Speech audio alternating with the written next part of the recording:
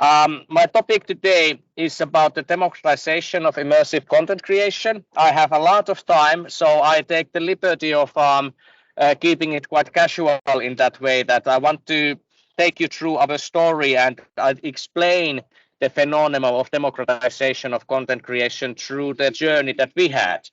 So I will spend some time to talk about myself, of course, because there's so much time and it's the easiest topic there is, I guess.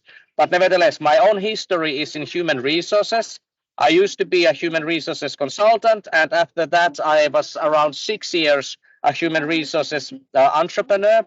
We had around 6 million euro revenue, and there I learned a lot about different kind of topics, which I will go into quite soon. And after that, the path I'm right now is that I'm a co-founder in Virtual Dawn, and now we are trying to change the world with the futuristic technologies. So what got me thinking when I was in this human resources business? It was, first of all, that we don't have means or tools to actually answer to any problems in the future and even today.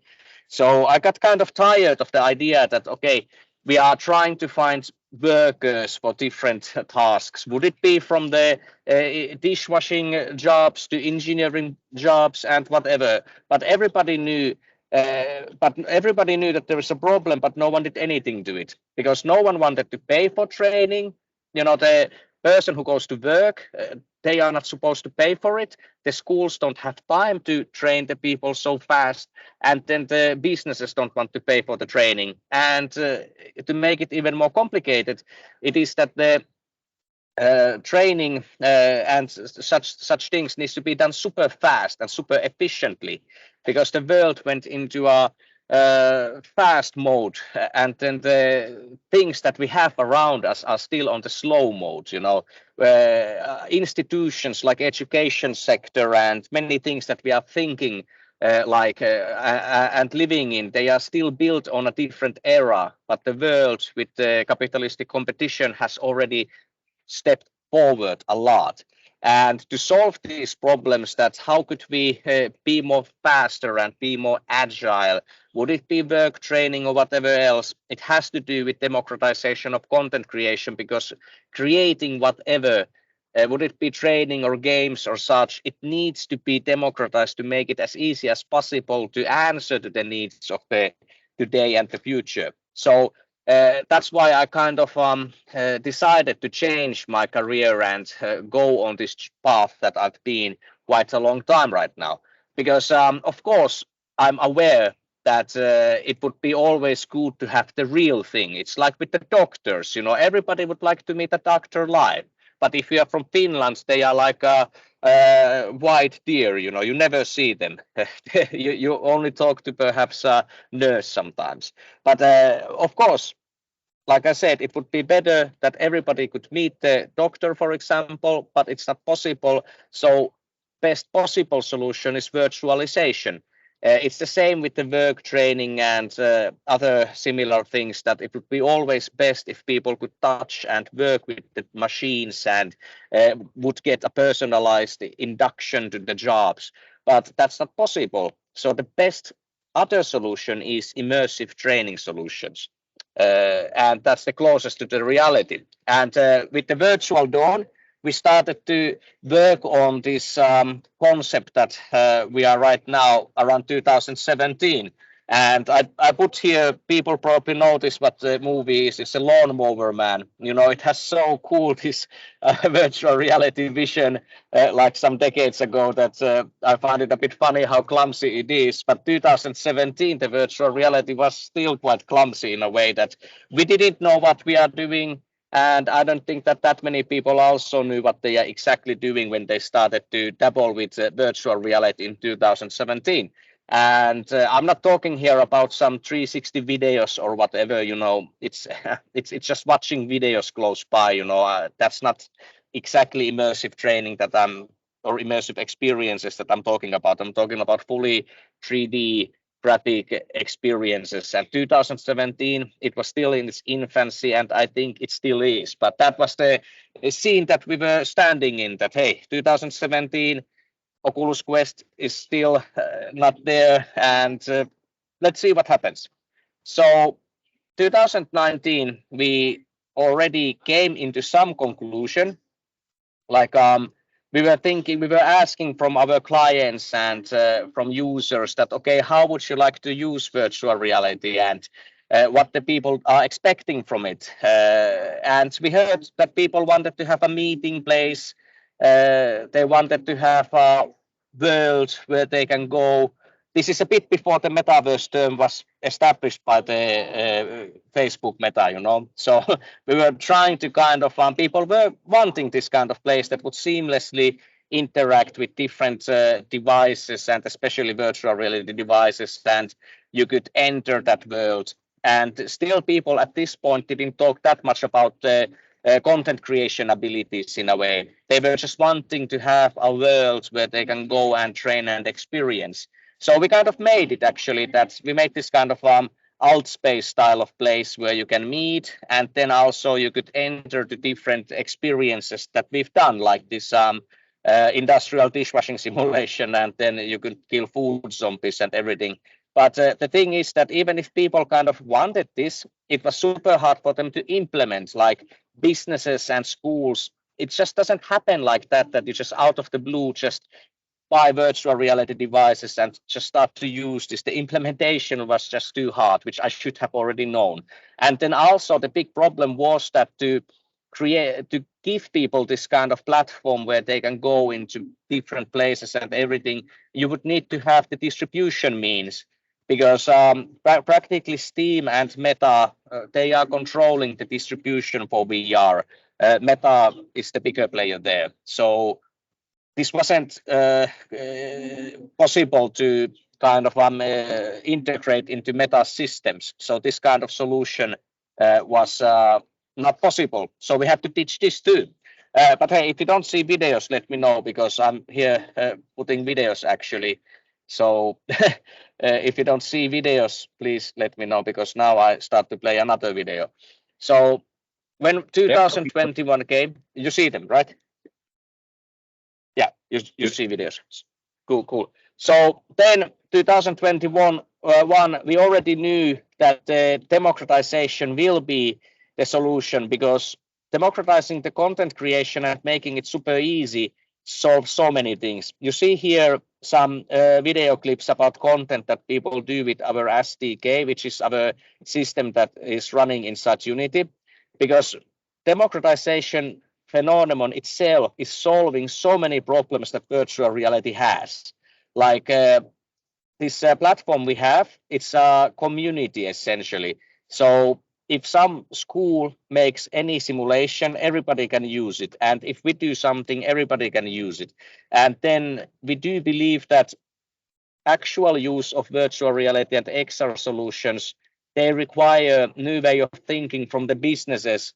Also, of course, implementation level, but also work description level, because currently they have, for example, like Azure developers, they have SAP developers, and in the future they have Metaverse developers who very likely use platforms like what we offer, that they can quickly customize complex content, because this kind of generalized content like our education world itself, it just doesn't fit in the workplaces, because it's always a bit off, like this dishwashing thing, or a soft skill simulation or whatever. They are always just a bit off to be actually useful.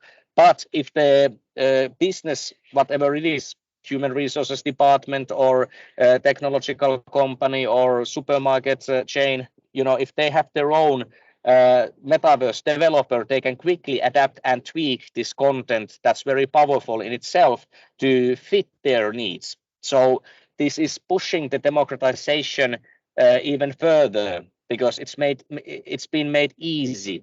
So I still don't believe that there will be any killer apps existing that will just be so good app in itself in XR format that everybody is going to buy it, and after that they will they will make popular of the virtual reality devices. And here you see actually super quick on the video you saw quite quickly about this that I mentioned that I will talk about in this event, about this simulation about printing press machine. So it was really that easy to do that in 15 minutes you could, with the 3D model, you could make this kind of task based demo about that kind of training. So it's really not more easier, more harder than that.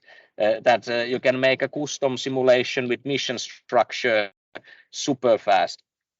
And we do still believe that we are a bit ahead of the curve with this democratization and this community engineering, because we kind of gave up, as you have seen now, that we have a lot of history and we have given up in this idea that we as Virtual Dawn core would somehow make that killer app or whatever, or we would find the solution.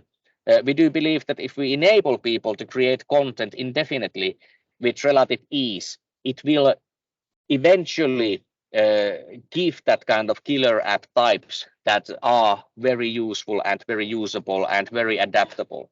So we do believe that if we enable, for example, 1 million people to develop with our platform and let's say 4,000 schools, there is so much know-how and so much talent tinkering with this platform, and everything is shared, that eventually it will lead into something.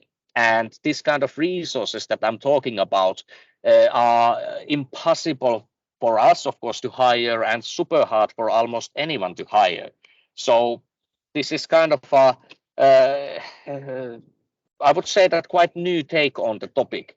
And I put here a short clip what one person who is like 16 or 17 from Tampere made with our SDK. He wanted to make a shooter virtual reality game about zombies invading Tampere, and he made it like this. It's even better than in Roblox.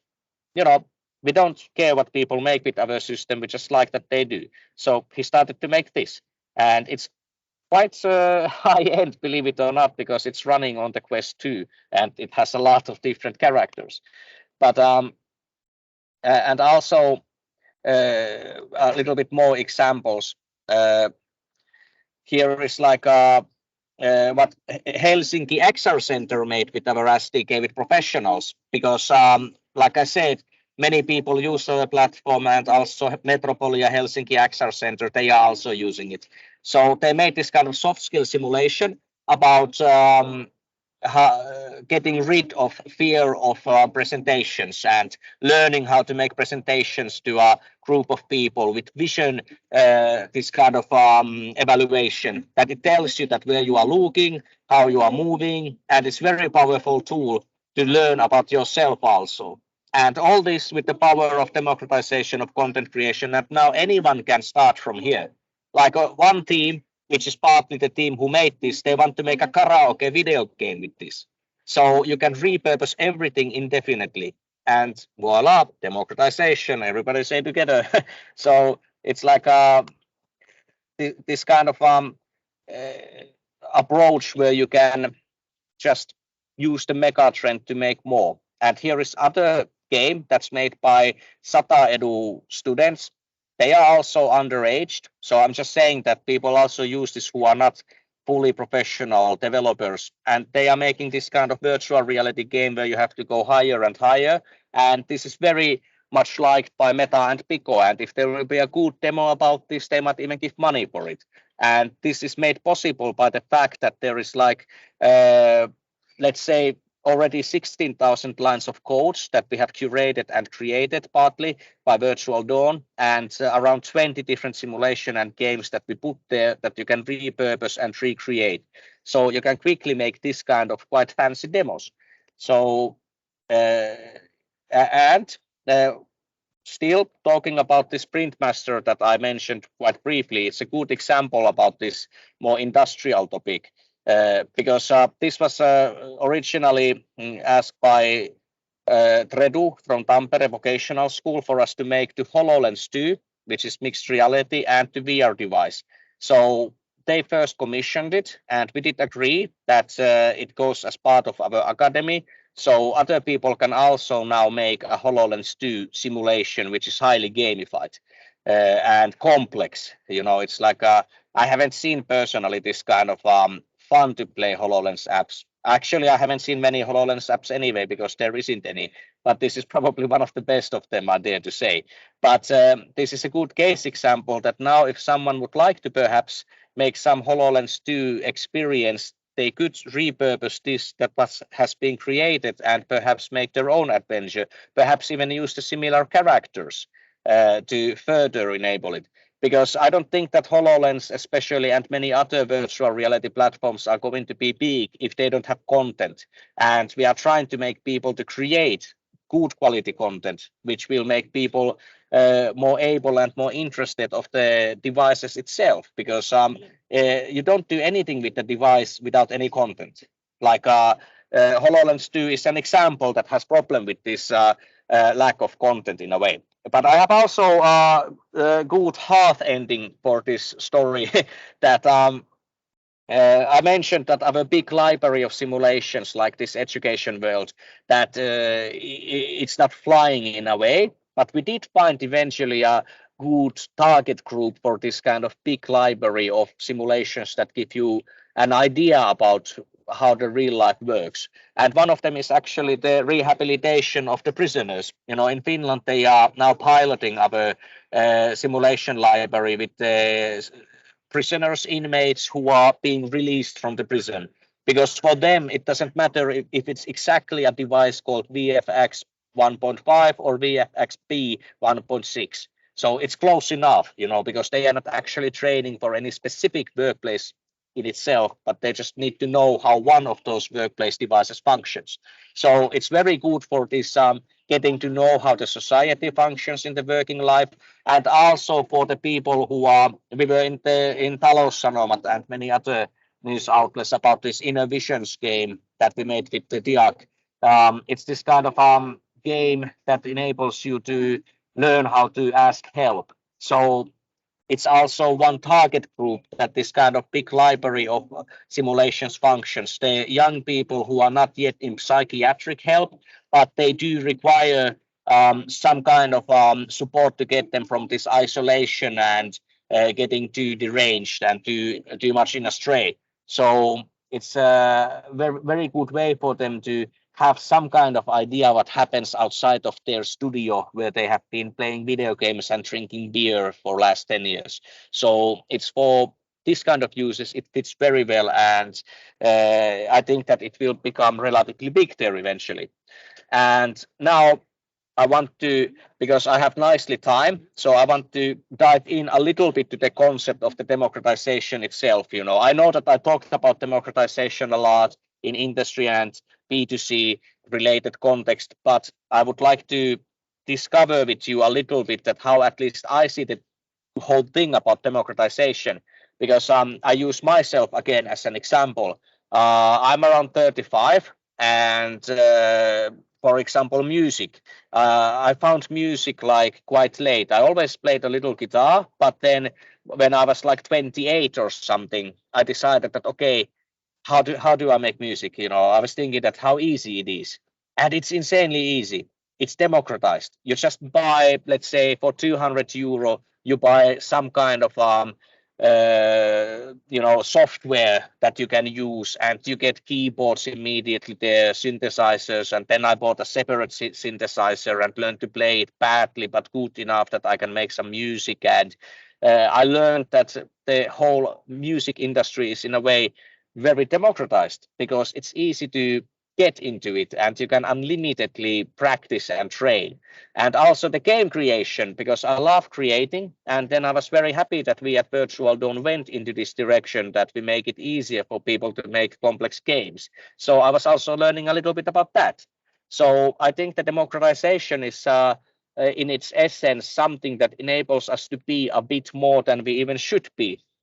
That in the 18th century or whenever, I wouldn't have been anything like this. I wouldn't have been able to make games if they had any, not to mention the music. I mean, it would have been impossible. But when something is democratized, it means that people are punching above their weight level. They are bigger than they should be in a way.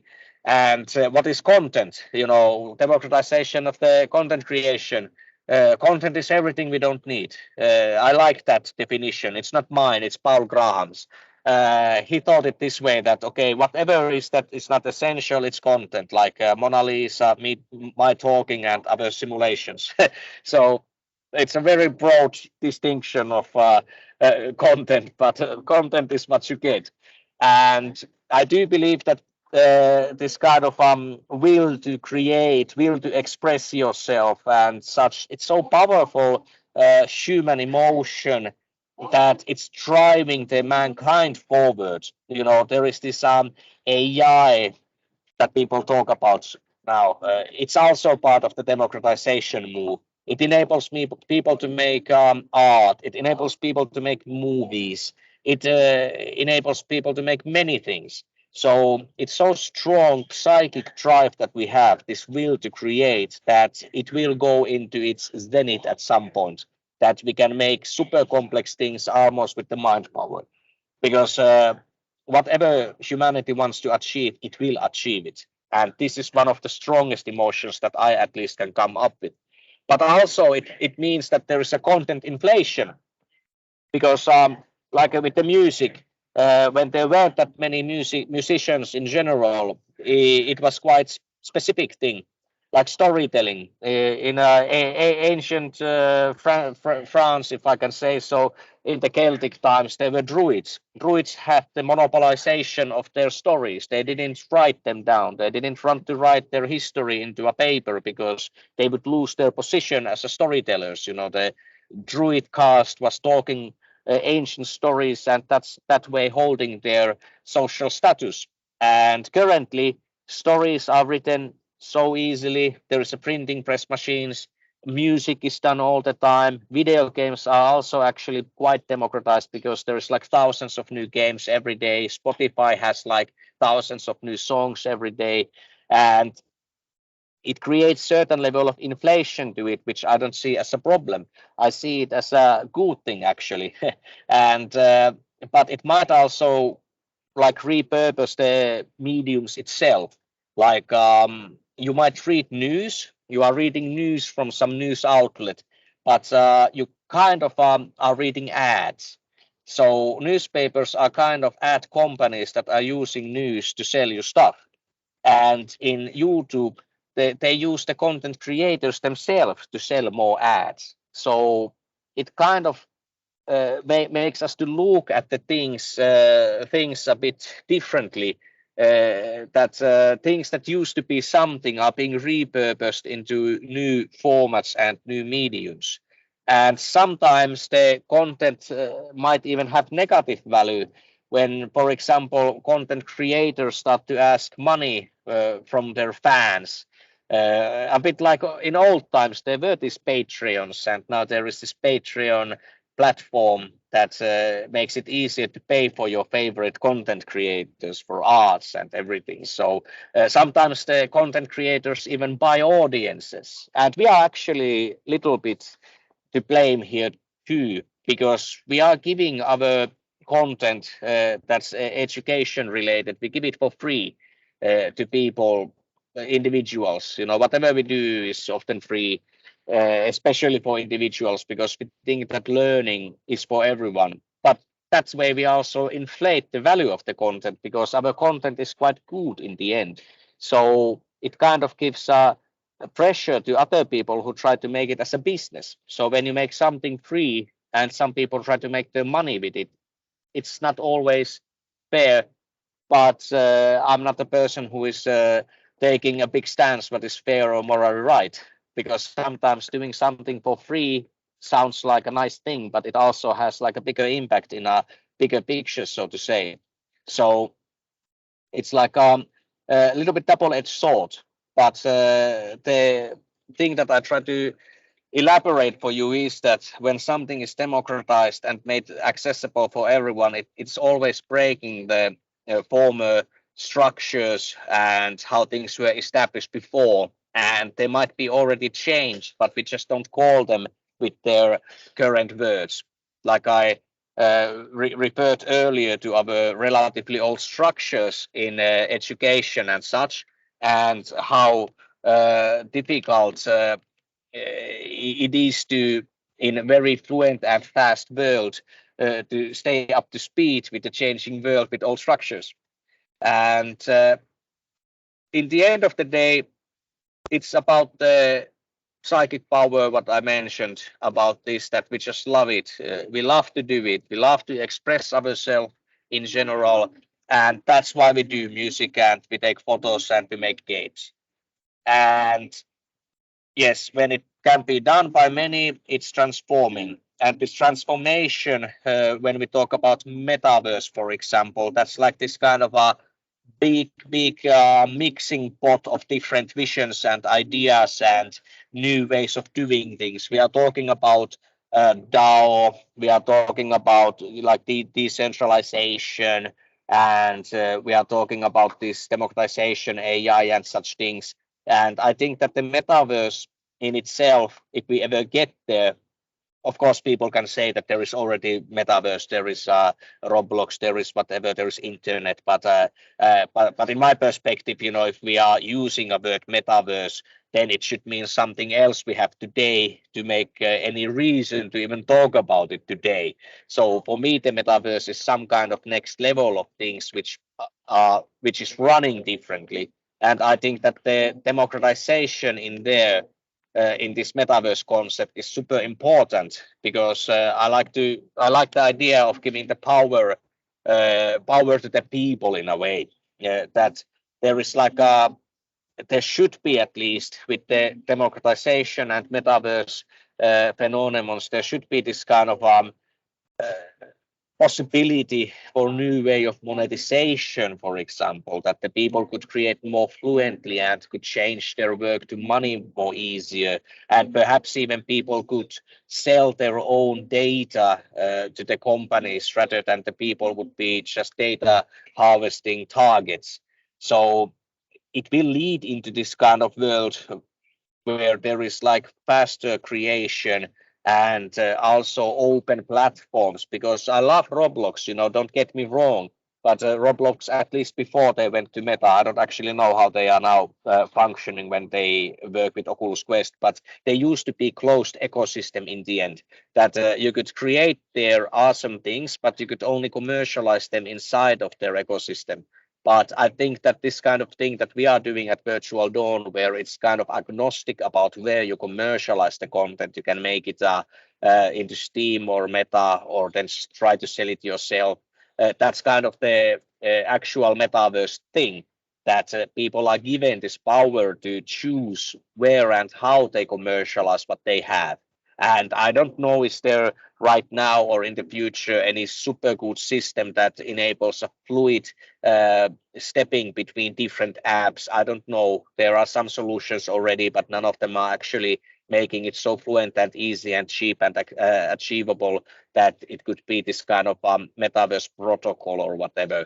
But I anyway try to avoid all sort of how would I say, cohesion in a way, or this kind of making too many protocols and too many this kind of standards, because when you standardize things, you always standardize things with the best knowledge you have today, and everything changes in, let's say, half a year, and everything changes. I mean, we have been trying to keep up with the technology as part of our job for past 7 years or whatever, and it's almost impossible. I mean, if we would have started to standardize things like 3 years ago, we would be bankrupt already. I mean, making too hard standardizations is just not things for today. You should only thing you can do is try to make something very flexible and fluent, and not tie people too much into certain formats. And that's how you can actually make something new, because otherwise, at the best, we just make internet again with all of its problems, and then eventually there is only big players running it. That like after .com boom, you know, there were a ton of different people who were trying to get the Iron Throne, so to say, and eventually when the .com boom exploded, there was only few companies left to take the title. You know, there were Meta and Amazon and such, and it's essentially big corporate run system that is the social media and the whole internet, I dare to say. So if there is like something that we could do Now again, and a bit better would absolutely be that we don't start to try to control it. We always try to control things we don't understand.